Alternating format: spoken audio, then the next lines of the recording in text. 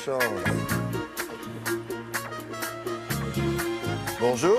Bonjour Comment ça William, va? bonjour à tous, ça va bien? Quand on s'est quitté la semaine dernière, Marseille était en tête du championnat de France de foot et Angela Merkel implorait la France de faire des réformes. On se retrouve ce matin et rien n'a changé, l'OM est toujours en tête de la Ligue 1 et Merkel nous presse plus que jamais de réformer. Donc rien n'a changé, mais ça ne veut pas dire qu'il ne s'est rien passé. Entre-temps, Manuel Valls a parlé, mais d'après le Figaro, ce fut pour ne rien dire, discours creux, formule facile, tranche Paul-Henri Dulimbert dans son édito où il se demande qui a changé Manuel Valls au point d'en faire le chantre d'un gentil petit catéchisme socialiste au prêchi-prêcha émollient, je le cite. Alors pour le Figaro, le coupable se trouve à l'Élysée, Valls se serait hollandisé après 9 mois seulement passés à Matignon. Donc, à gauche, malgré de calamiteux sondages, le patron, mine de rien, ce serait toujours François Hollande. Regardez-le, à la une de Libération ce matin, il semble dominer la situation, peut-être parce qu'il renoue avec une pratique qu'il aime et où il peut exceller, faire de la politique. À mi-mandat, il ne pense qu'à ça, conserver le fauteuil élyséen. Libération raconte ce matin une scène. Il faut pouvoir l'imaginer, ça se passe dans un restaurant du 7e arrondissement de Paris, qui est très très chic, dans un salon privatisé. Quelques proches de Hollande, dont Jean-Marie Cambacérès, ex-député du Gard, il prend alors la parole et il dit « Levons notre verre à François Hollande, notre futur président en 2017 ». Ces gens-là, comme on dit, ont la foi.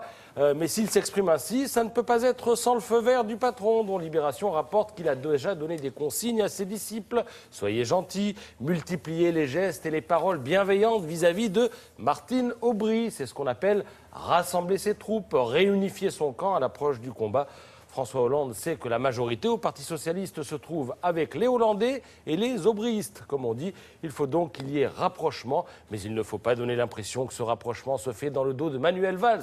C'est un ami du président qui parle ainsi ce matin dans Libération. Donc, le président ne doute de rien, mais ses plus fervents soutiens le reconnaissent. 2015 sera crucial, ou tout s'inverse, et alors tout redevient possible, ou alors on en est au même point dans un an, et ce sera très difficile. La chance de François Hollande passe peut-être par le sort réservé à la loi Macron. Elle sera présentée en Conseil des ministres après-demain. Vous allez en entendre parler toute la semaine. C'est la pierre angulaire de la seconde partie du quinquennat, peut-on lire dans l'opinion ce matin. Elle est censée relancer l'activité en déréglementant certaines professions, en libéralisant le transport en autobus, en assouplissant le travail le dimanche, bref, en faisant des choses qui risquent de déplaire à la gauche du PS, précisément aux aubryistes, dont il est, paraît-il, urgent de se rapprocher. Alors on a du mal à imaginer par quel artifice politicien Hollande peut se sortir d'un tel guêpier. En tout cas, s'il n'y parvient pas, d'autres sont prêts à relever le gant. Vous avez Valls, bien sûr. La Marseillaise note ce matin qu'il trace sa route et peaufine son image de rassembleur,